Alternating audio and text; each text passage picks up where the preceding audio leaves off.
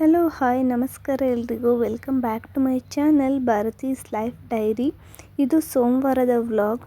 ತಿಂಡಿ ಎಲ್ಲ ಮುಗಿಸ್ಕೊಂಡಿದ್ದಾದಮೇಲೆ ಇವತ್ತು ವ್ಲಾಗನ್ನು ಸ್ಟಾರ್ಟ್ ಮಾಡ್ತಾ ಇದ್ದೀನಿ. ಇವತ್ತಿನ ವ್ಲಾಗ್ನ ಕಿಚನ್ ಕ್ಲೀನಿಂಗಿಂದ ಸ್ಟಾರ್ಟ್ ಮಾಡ್ತಾ ಇದ್ದೀನಿ. ತಿಂಡಿ ಎಲ್ಲ ಮುಗಿಸಿದ್ದಾದಮೇಲೆ ಮತ್ತೊಂದು ಸತಿ ಕ್ಲೀನ್ ಮಾಡ್ಕೋಬೇಕು. ಫಸ್ಟ್ ಸ್ಟವ್ ಕ್ಲೀನ್ ಮಾಡ್ಕೊಂಬಿಡೋಣ ಅಂತ ಹೇಳ್ಬಿಟ್ಟು ಸ್ಟವ್ ಕ್ಲೀನ್ ಮಾಡಿಕೊಂಡೆ. ನೆಕ್ಸ್ಟ್ ಕೌಂಟರ್ ಟಾಪ್ ಎಲ್ಲ ಕ್ಲೀನ್ ಮಾಡ್ಕೊಂಡಿದ್ದಾದಮೇಲೆ ಪಾತ್ರೆಗಳಿತ್ತು. ಸೊ ಪಾತ್ರೆಗಳೆಲ್ಲ ಸಿಂಕಿಗೆ ಹಾಕ್ಕೊಂಡು ಆಮೇಲೆ ಕ್ಲೀನ್ ಮಾಡ್ಕೊಳ್ಳೋಣ ಅಂತ ಹೇಳ್ಬಿಟ್ಟು ಅಡುಗೆ ಎಲ್ಲ ಆದಮೇಲೆ ಅವತ್ತು ಕ್ಲೀನ್ ಮಾಡ್ತಾಯಿದ್ರೆ ಸ್ಟವ್ ಅಷ್ಟೊಂದು ಗಲೀಜು ಅಂತ ಅನಿಸೋದಿಲ್ಲ. ನನಗಂತೂ ಪ್ರತಿ ಸತಿ ಅಡುಗೆ ತಿಂಡಿ ಆದಮೇಲೆ ಸ್ಟವ್ ಕ್ಲೀನ್ ಆಗಿದ್ರೇ ಸಮಾಧಾನ ಆಗೋದು. ಗ್ಲಾಸ್ ಆಗಿರೋದ್ರಿಂದ ಕ್ಲೀನ್ ಮಾಡೋದಕ್ಕೂ ಏನು ಕಷ್ಟ ಅಂತ ಅನಿಸೋದಿಲ್ಲ ನನಗೆ. ಸೊ ಸಿಂಪಲ್ಲಾಗಿ ಸ್ವಲ್ಪ ನೀರು ಹಾಕ್ಕೊಂಡು ಬಟ್ಟೆಯಲ್ಲಿ ಒರೆಸ್ಕೋತೀನಿ ಅಷ್ಟೇ, ನೀಟಾಗುತ್ತೆ. ತಿಂಡಿ ಎಲ್ಲ ಮಾಡಿದಾಗ ಆಯಿಲ್ ಏನಾದರೂ ಸಿಡ್ದಿರುತ್ತಲ್ಲ ಗ್ಲಾಸಲ್ಲಿ, ಆಯಿಲ್ನ ಹಂಗೆ ಗ್ಲಾಸ್ ಮೇಲೆಲ್ಲ ಒರೆಸೋದ್ರಿಂದ ಚೆನ್ನಾಗಿ ಕಾಣುತ್ತೆ. ಒಂದು ಡ್ರಾಪ್ ಆಯಿಲ್ ಹಾಕಿ ಒರೆಸೋದ್ರಿಂದ ಗ್ಲಾಸ್ ಚೆನ್ನಾಗಿ ಕಾಣಿಸುತ್ತೆ ಶೈನಿಂಗಲ್ಲಿ.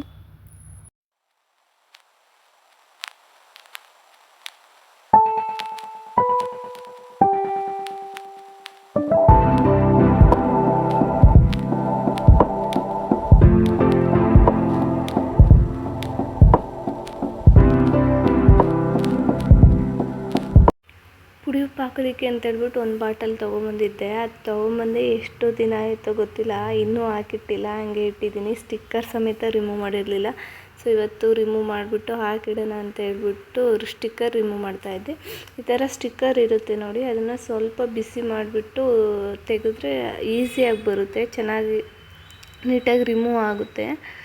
ನೋಡಿ ಎಷ್ಟು ಸಿಂಪಲಾಗಿ ತೆಗಿಬೋದು ಅಂತ. ಈ ಥರ ಈಸಿಯಾಗಿ ರಿಮೂವ್ ಆಗುತ್ತೆ.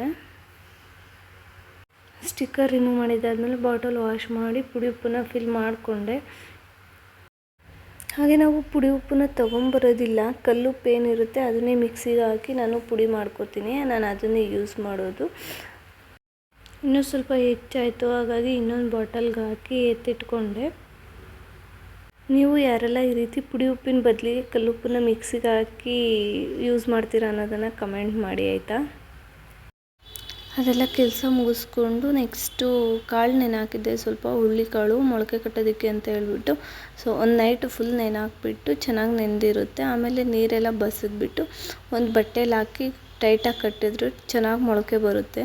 ಸೊ ಹಾಗಾಗಿ ಬಟ್ಟೆಲಿ ಹಾಕಿ ಕಟ್ಟಿ ಎತ್ತಿಡ್ತಾಯಿದ್ದೆ.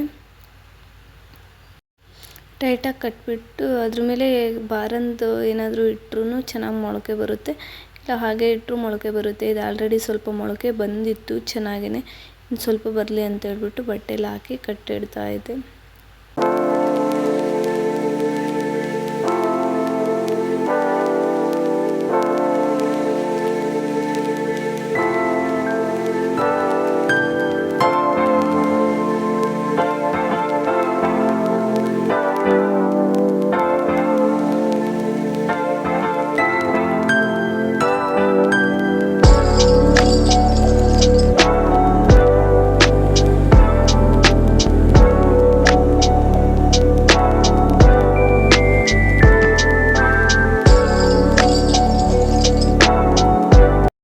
ಬೆಂಗಳೂರಲ್ಲಿ 3 ದಿನದಿಂದ ಸಿಕ್ಕಾಪಟ್ಟೆ ಬಿಸಿಲಿತ್ತು. ಗಿಡಗಳೆಲ್ಲ ಸ್ವಲ್ಪ ಒಣಗ್ದಂಗೆ ಆಗಿತ್ತು, ಹಾಗಾಗಿ ಗಿಡಗಳಿಗೆ ನೀರು ಹಾಕೋತಾ ಇದ್ದೆ.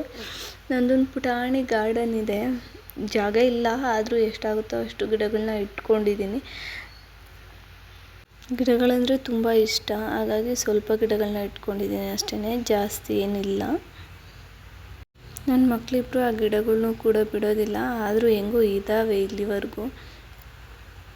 ಕೆಲವೊಂದು ಗಿಡಗಳು ಮಾತ್ರ ಡ್ರೈ ಆಗಿರೋ ಥರ ಇತ್ತು, ಇನ್ನೊಂದು ಕೆಲವುದ್ರಲ್ಲಿ ನೀರು ಹಾಗೆ ಇತ್ತು. ಯಾವುದಾದ್ರೂ ಡ್ರೈ ಆಗಿತ್ತು ಅವಕ್ಕೆ ಮಾತ್ರ ಹಾಕೋತಾ ಇದ್ದೆ ಅಷ್ಟೇ. ಸೊ ಈ ಕಡೆ ಸ್ವಲ್ಪ ಇದೆ. ಫಸ್ಟ್ ಟೈಮ್ ಟೊಮೊಟೊ ಹಣ್ಣಾಗಿತ್ತು. ಇದು ಟೊಮೊಟೊ ಗಿಡ ಅದರಲ್ಲೇ ಪಾಟಲ್ಲೇ ಬೆಳ್ಕೊಂಡಿತ್ತು. ನನ್ನ ಮಕ್ಕಳೆಲ್ಲ ಚಿಕ್ಕ ಚಿಕ್ಕದು ಕಿತ್ತಾಕಿದ್ರು. ಈ ಮೂರು ಹೆಂಗೋ ಉಳ್ಕೊಂಡು ಅದರಲ್ಲಿ 2 ಹಣ್ಣಾಗಿದೆ, ಕಿತ್ಕೋಬೇಕು ಇವಾಗ. ಇದಾಗಿತ್ತು ನನ್ನ ಮಂಡೇ ವ್ಲಾಗ್. ಯಾರೆಲ್ಲ ವಿಡಿಯೋನ ಫಸ್ಟ್ ಟೈಮ್ ನೋಡ್ತಾ ಇದ್ದೀರಾ ಪ್ಲೀಸ್ ಸಬ್ಸ್ಕ್ರೈಬ್ ಮಾಡ್ಕೊಳ್ಳಿ.